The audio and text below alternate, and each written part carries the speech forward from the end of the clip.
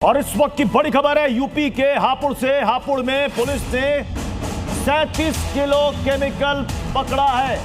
Hydrochloride chemical को बरामद किया गया है। पिलखुआ में चेकिंग के दौरान पुलिस ने शोएब नाम के एक युवक को पकड़ा है। हरियाणा से कार में केमिकल लेकर यह युवक आ रहा था। सोचिए, पहले फरीदाबाद से विस्फोटकों का एक बड़ा जखीरा बरामद होता है, लाल किले के पास धमाका होता है और उसके बाद जितने भी सुरक्षा एजेंसियां, जांच एजेंसियां, सभी स्टेट पुलिस सतर्क हो जाती है। और इस बीच यूपी के हापुड़ से बड़ी खबर आ रही है, जहां पर हाइड्रोक्लोराइड केमिकल बरामद हुआ है, 37 किलो केमिकल।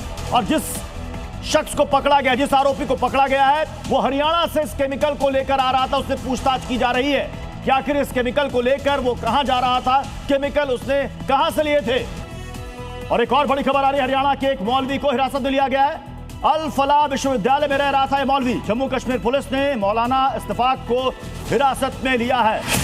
विस्फोटक 30 से 40 दिनों की अवधि में तैयार किए गए थे। विस्फोटक 3-4 खेप में लाए गए थे। जो विस्फोटकों का जखीरा बरामद हुआ था, उसी के बारे में ये बहुत बड़ी जानकारी, बहुत बड़ी अपडेट सामने आ रही है कि 30 से 40 दिनों की अवधि में ये तैयार किया गया था। यानी कि लगभग 1.25 महीने का वक्त लगा और 3 से 4, एक खेप में नहीं लाया गया था, 3 से 4 खेप में इन विस्फोटकों को, इन रसायनों को लाया गया था। सूत्रों के हवाले से ये बहुत बड़ी खबर आ रही है। अब जल्दी से आपको यह भी बताते हैं अल फलाह यूनिवर्सिटी के बारे में कि आखिर क्यों ये सुरक्षा एजेंसियों, जांच एजेंसियों के रडार पर है। ये देखिए, अल फलाह यूनिवर्सिटी के बारे में आपको बताते हैं। ग्राफिक्स लाइए, पॉइंटर लाइए, जल्दी से लाइए पॉइंटर्स। अल फलाह से 8 लोगों को हिरासत में लिया गया। हिरासत में लिए गए लोगों से पूछताछ चल रही है। करीब 3 घंटे तक यह पूछताछ चली है। डॉक्टर उमर के कमरे की भी तलाशी ली गई है, क्योंकि वहीं वो रहता था। हरियाणा से मौलवी को हिरासत में लिया गया है। अल फलाह विश्वविद्यालय में रह रहे थे ये दोनों। वहां जम्मू कश्मीर पुलिस ने मौलाना को हिरासत में लिया, उससे पूछताछ की जा रही है। विस्फोटक 30 से 40 दिनों में तैयार किए गए थे। जो इंफॉर्मेशन अभी हमने आपको दी है, विस्फोटक 3 से 4 खेपों में लाए गए थे। यानी कि लगभग 1.25 महीने का वक्त लगा इनको यहां पर इकट्ठा करने में, विस्फोटकों को। और अल फलाह यूनिवर्सिटी से 3 से 4, उससे भी ज्यादा संख्या में लोगों को यहां पर हिरासत में लिया गया। फरीदाबाद से अभी की एक और बड़ी खबर आ रही है। अल फलाह यूनिवर्सिटी से निकली है जांच टीम। 6 से 8 लोगों को हिरासत में लिया गया। हिरासत में लिए गए लोगों से पूछताछ चल रही है। करीब 3 घंटे तक पूछताछ चली है। डॉक्टर उमर के कमरे की तलाशी ली गई है, जैसा कि अभी हमने आपको बताया। अब आपको बताते हैं अगली खबर, लेकिन उससे पहले अमित भारद्वाज का रुख करना होगा। अमित, अल फलाह यूनिवर्सिटी अचानक से सबसे ज्यादा सुर्खियों में आ गई। क्या वहां पर सिर्फ 3 ही डॉक्टर थे, या फिर और भी डॉक्टर्स इस मौलवी इरफान के संपर्क में थे और इनका व्हाइट गॉन टेरर मॉड्यूल था? देखिए, मैं आपको बता दूं कि जो आप कह रहे हैं, बिल्कुल आपके पास पुख्ता जानकारी है, सोर्सेज के हवाले से जानकारी है कि यहाँ पर एक बड़ा मॉड्यूल था और यहाँ पर जितने भी लोग कनेक्टेड थे उनको पहले डिटेन किया गया, फिर वहाँ से कुछ लोगों को अरेस्ट किया गया। अभी एक बड़ा ग्रुप है, क्योंकि शाहीन जो कर रही थी, मुजम्मल जो कर रहा था, इश्तियाक जो कर रहा था, और ये सब आपस में जुड़े हुए थे। लोगों को इनके अलग अलग जो है ड्यूटी से, किसी का ड्यूटी था जो है ब्रेन वॉश करना, किसी का ड्यूटी था एक्सप्लोजिव इकट्ठा करना। आसपास के गांव में भी इन्होंने नेटवर्क बना रखा था, आसपास के राज्यों में भी इन्होंने नेटवर्क बना रखा था। अभी जल्दी से मुझे ये भी बता दीजिएगा कि अल फलाह मस्जिद का इमाम भी पुलिस के हिरासत में है, जहां से विस्फोटकों का जखीरा बरामद हुआ था। जी बिल्कुल, वो मुजम्मिल को उसने किराए पर दिया था, उस इमाम ने।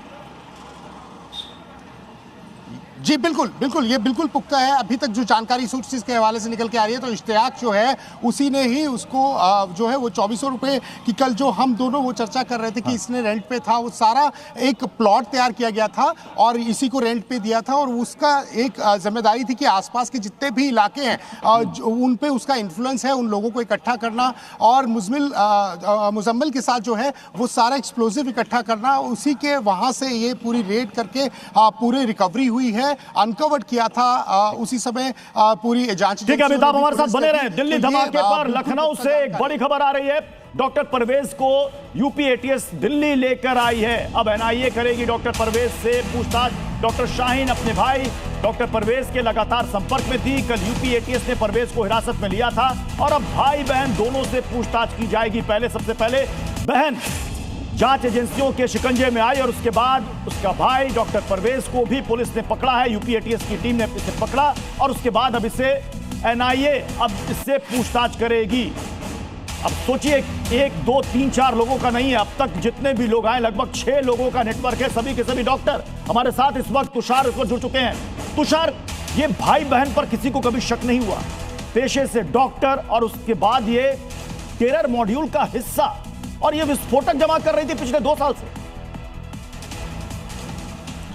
बिल्कुल देखिए, और अब उन लोगों को डर लग रहा है जिन लोगों ने इस डॉक्टर परवेज अंसारी से इलाज कराया था। आपको बता दें तो इंटीग्रल यूनिवर्सिटी में डॉक्टर था, असिस्टेंट प्रोफेसर भी था डॉक्टर परवेज अंसारी, और इस तरह से आतंकी गतिविधियों में शामिल है।